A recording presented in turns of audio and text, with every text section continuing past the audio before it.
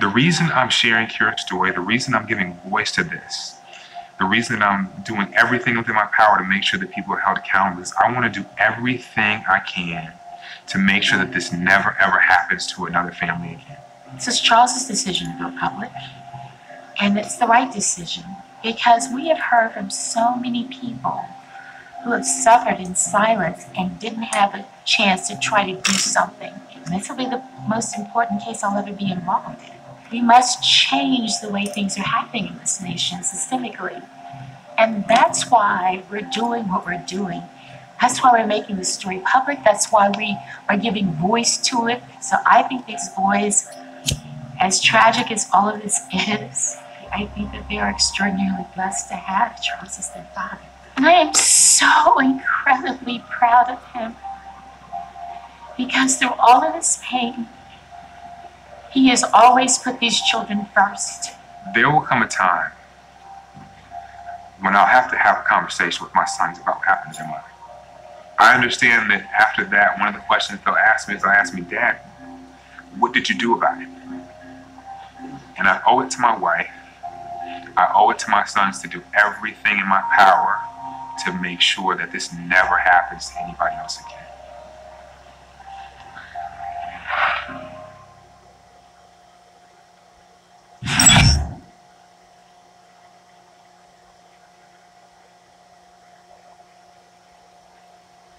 So, Mommy, where you at?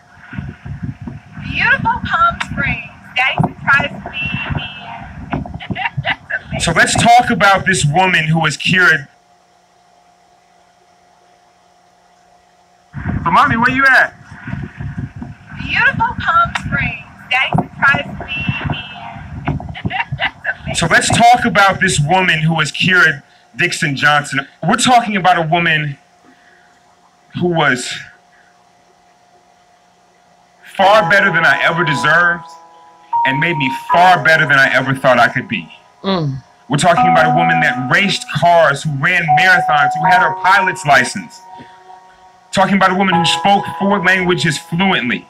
And who taught me so much, not only about myself, how to be a father, but just about love.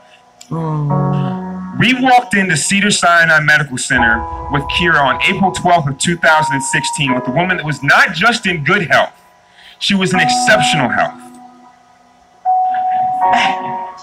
Hey, Mom. Hi, Daddy. Hey, Langston. Hi. She went in for the procedure. Shortly after that, we were taken to delivery. God blessed us with another substantially, amazingly healthy, beautiful baby boy. Shortly after that, Kira's sitting in the bedside, and I begin to notice blood in the catheter. I alerted the nurses and the medical staff. They came to her attention. They examined her. They did several things. They ordered a series of tests of blood work. Around 4 o'clock, they ordered the CT scan that was supposed to be ordered stat, and I understood that to mean immediately. I was concerned, but at that time, I understood that there was a plan, and I could live with that. 4 o'clock comes. 5 o'clock comes. Still no CT scan. 6 o'clock comes. They perform an ultrasound. They see that her abdomen is filling with fluid. Her blood work comes back. It shows that her blood levels are dropping. She's beginning to lose color. She's shivering uncontrollably. When they examine her, she's sensitive to the touch. So by 5:30, 6 o'clock, there were very clear signs that she was hemorrhaging internally significantly. 7 o'clock comes. Still no CT scan. 8 o'clock comes. I'm begging, I'm pleading. My family is advocating for my wife. Still no scan. Take them up top. 9 o'clock comes. They say that they need to do a blood transfusion. And I ask and I'm begging again, do something. Where's this CT scan? I thought it was supposed to be performed stat hours ago. At which point the staff at Cedars-Sinai Medical Center tells me that your wife isn't a priority right now. 10 o'clock comes. What, bitch? Still no scan. The motherfuckers was just trying to get up out the house. I mean, it was not until after midnight that they finally took Kira back to the OR. Because a new shifting came in. As we left the recovery room and walked down that hall, to the OR. And I'm holding Kira's hand and she's telling me, baby, I'm scared. And I'm doing everything in my power to just remain calm and tell her everything's gonna be okay. The doctor says to me, I'm gonna go back into the same incision I made. She'll be back in 15 minutes. And that was the last time I saw her. So where was the doctor at earlier? When they took her back into the OR, they opened her up and there were 3.5 liters of blood in her abdomen. And she coded immediately. That's so fucked up. They tortured her.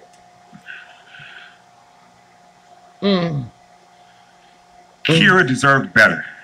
Yes. She was so pretty. My sons deserved better. Women all over this country deserve better. Oh, they was a beautiful couple.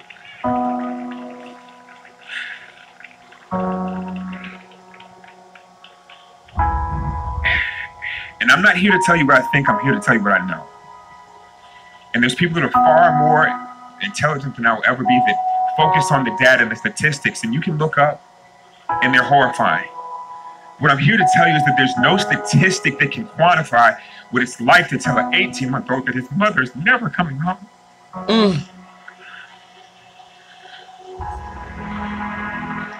There's no matrices that can begin to analyze the impact and how difficult it is to try and explain to a child that never will ever know his mother just how amazing she was.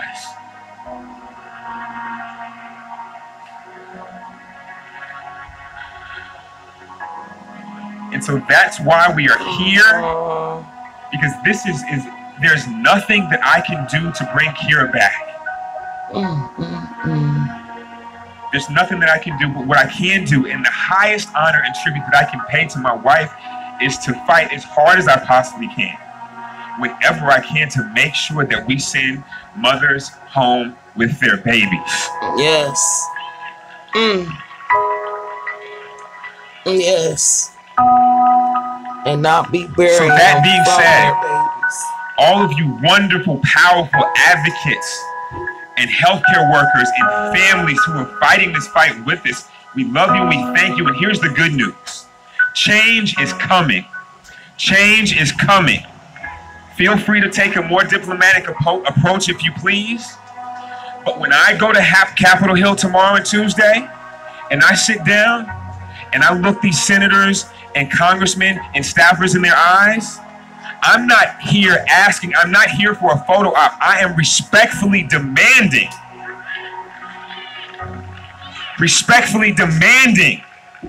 that you support HR 1318. I'm respectfully demanding that you stand in opposition of further cuts to healthcare and Medicaid and Medicare.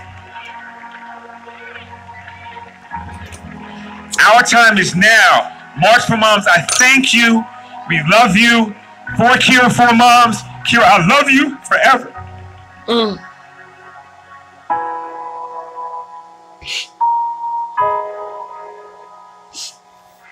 Clap, clap, yay, give me hugs.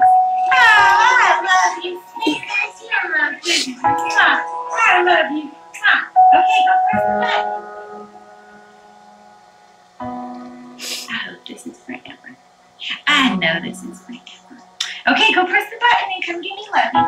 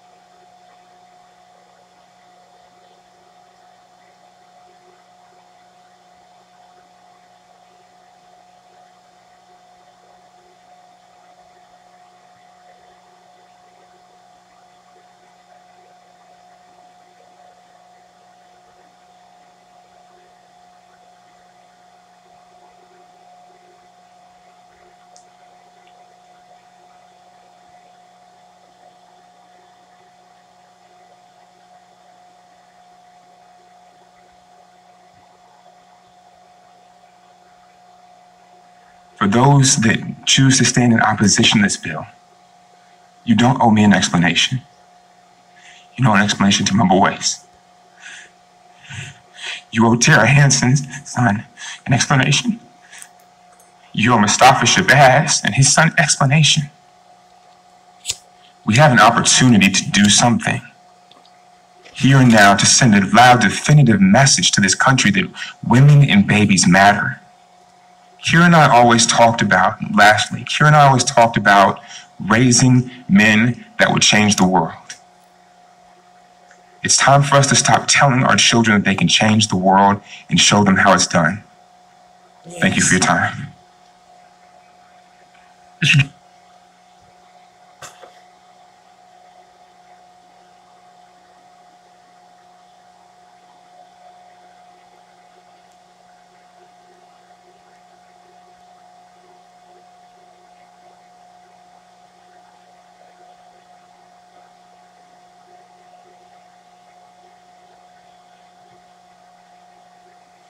Minimally invasive procedures offer smaller incisions, faster recovery, fewer pain meds, and better outcome. Bones. Resurgence Orthopedics has more minimally invasive experts to get you moving again. Schedule an appointment today. I can really brag on my wife all day long. We're talking about a woman that spoke 5 languages, that raced cars, that was so compassionate, so loving. We would always kind of joke that our life is like a movie.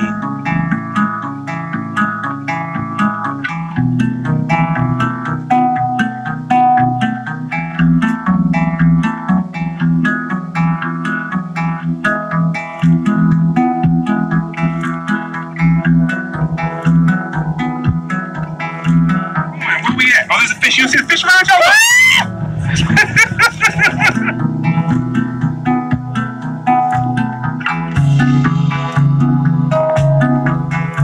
That's a nice dress. But I'm like, You got me this? Baby, this dress is gorgeous. Baby.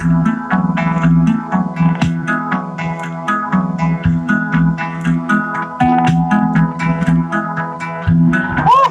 So, mommy, where you at? Beautiful Palm Springs. Daddy surprised me and my little musty man. I love you. Kira and I, we always wanted back-to-back boys. When we found out that we were welcoming another boy, we were just, ecstatic. Kira was exceptionally healthy. Every single prenatal visit that we went to, she got great reports. The baby was healthy. Hi, Daddy. He's strong. All right, let's go, guys. All right, sweetheart. Ready to go? You want to walk, okay?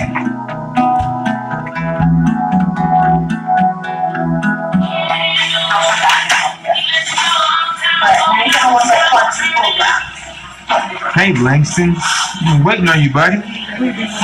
Everybody's here to celebrate.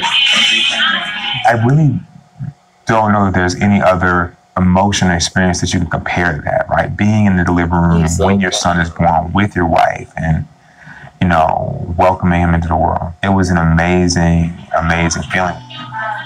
She's supposed to be on the side of him. Shortly after Langston was born, they took us back to recovery. Kira's sitting there, and I first noticed that there was blood in the catheter at her bedside, and that was the first sign that I realized that something wasn't quite right. I brought it to the attention of the nurses and the doctors. They ordered a CT scan that was supposed to be performed stat, right? And so stat, in my mind, I'm thinking that means immediately. She's beginning to tremble uncontrollably. She's beginning to shake. She's beginning to be in increasingly more pain. There's still no CT scan.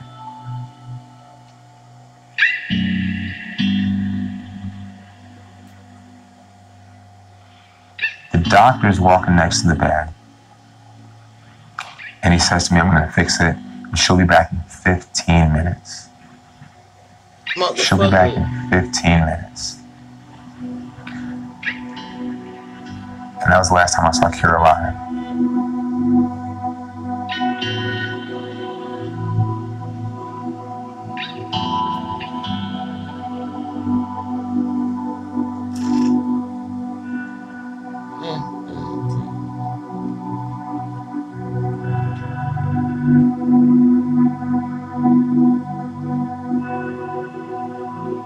told me that there was nothing they could do to save her, that she was gone. A wife that wasn't just in good health, but was in exceptional health. And not walking out is something that I never conceived. And even 2 years later, I still can't make sense of it in my mind. I see it in your face, brother. I see it in your face. Who's the best big brother? Where's Langston? Show me Langston. Where's your baby brother Langston? All right. Say, I love you. Blow a kiss. This is beautiful baby. Thank God he's born perfectly healthy. We were just like, oh, yeah, hey, celebrate. This is my, second go round. I had an 18-month-old born before, and so I had this grandma thing down. I got this. This is cool. We're all celebrating, and then less than 12 hours, she's dead.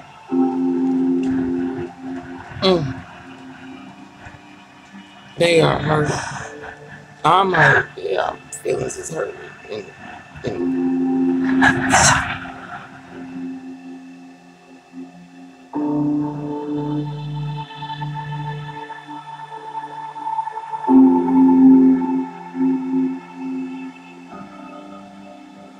They said, oh, had we gotten her back into the operating room, she would be perfectly fine. Oh, if we had. Well, why the hell didn't they? It was not that she was sick. It's not that she had a pre-existing condition, that she had a heart problem or she had a blood clot.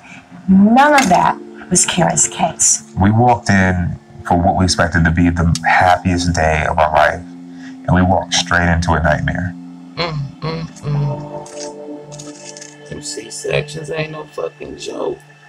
Motherfuckers.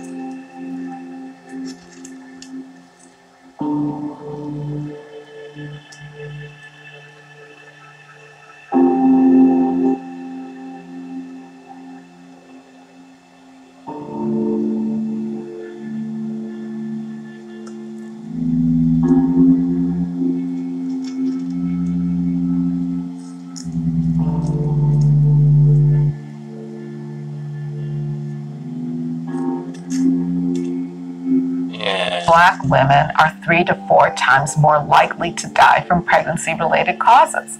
That's just a fact. So it's wrong that that exists.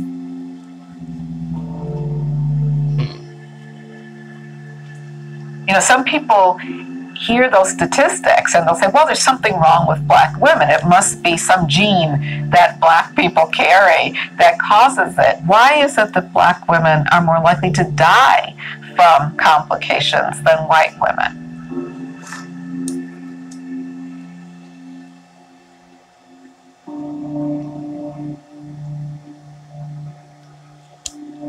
We don't really treat people equally, and we need to deal with that.